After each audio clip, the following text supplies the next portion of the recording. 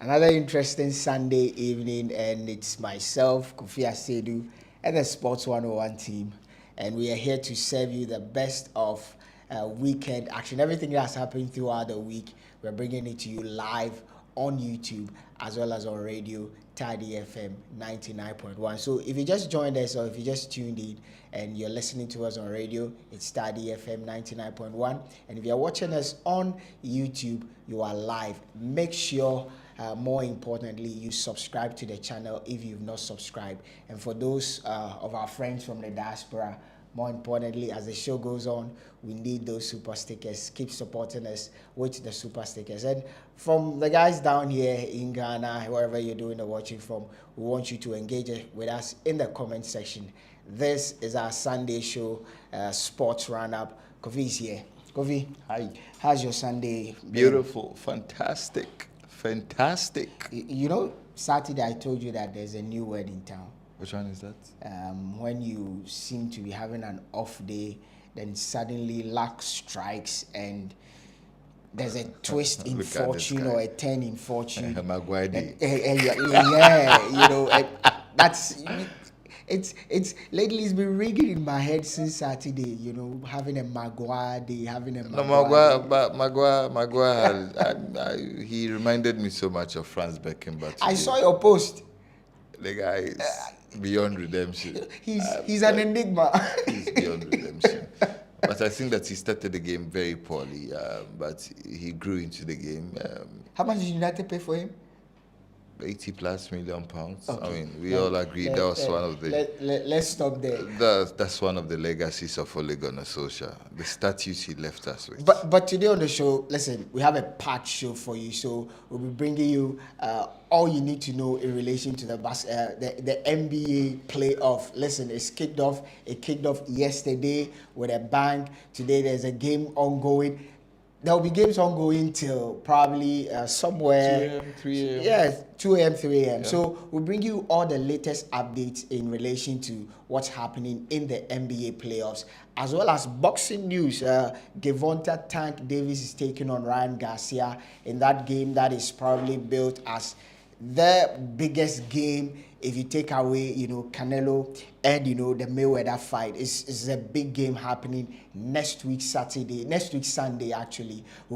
I'll be giving you all the updates you need to know. But there's no better place, Kofi, to start off from than the English Premier League, which does not seem to disappoint.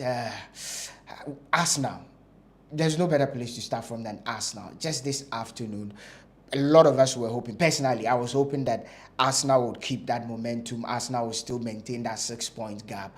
But for some reason, Arsenal dropped points this afternoon. And you could see the disappointment on the face of the players, the disappointment of the face of the manager. You said off air that you're wondering what's going on, you know, in the minds of the players and in the dressing room, what probably Arteta will be telling them. But let's look at that game against Westham.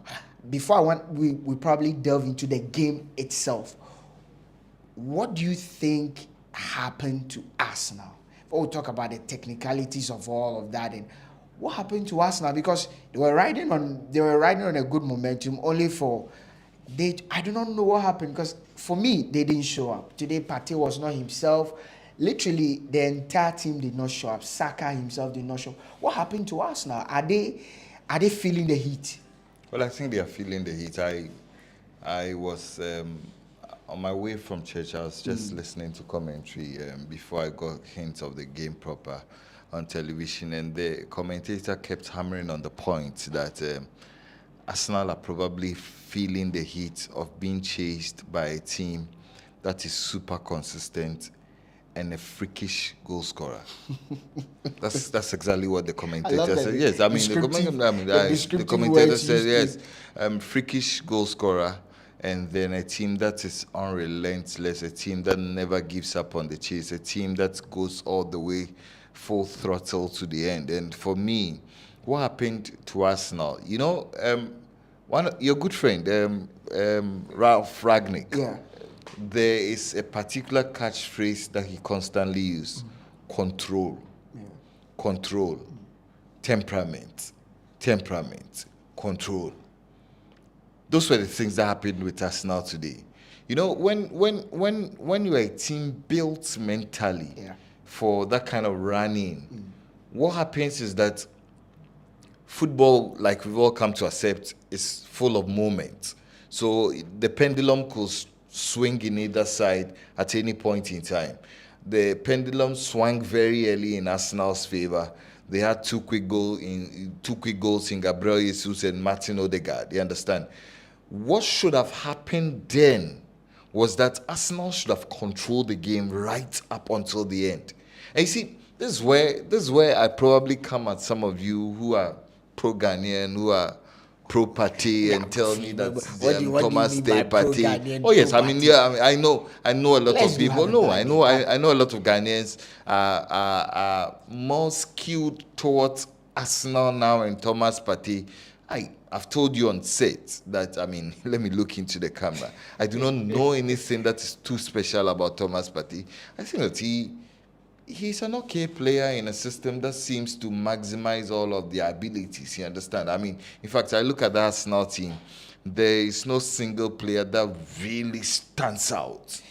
That re-emphasizes the point that I keep making about Arteta. And I think some time ago we had a show on Saturday where we spoke about I would rather prefer having a very good coach handling an average team than having a bunch of great players with an average manager. Because truth be told, this Arsenal team, most of these players will not start in any of the big teams in Europe. 90% or close to 80%. The back line, I'm looking at the back line, none of the back line will start at any of the big teams in Europe. Name one player in that back line that will start at Bayern Munich or at Saliba. Oh, come on. The guy who was champion in Saliba. Or at Real Madrid. None of them. The midfield, take away Partey, none of them would. So even Partey. You even want to drop in Partey? Exactly. Even Partey.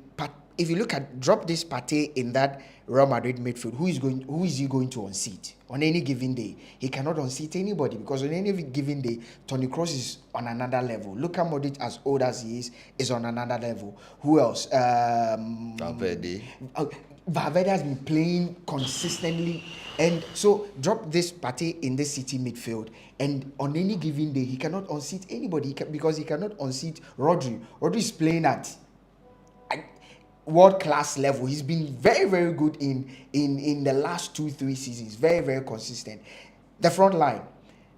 The only player I'm looking at in that Arsenal front line who would start or can make a case for a starting bet at any of these top-class teams, maybe Granit Xhaka. Bukayo Saka. Come on. That's what I'm saying. I can make a case on any given day because he's been on a very good form. Come on. But then, I understand you, but then if you stretch the argument further... Hold on, don't go any further. Bukayo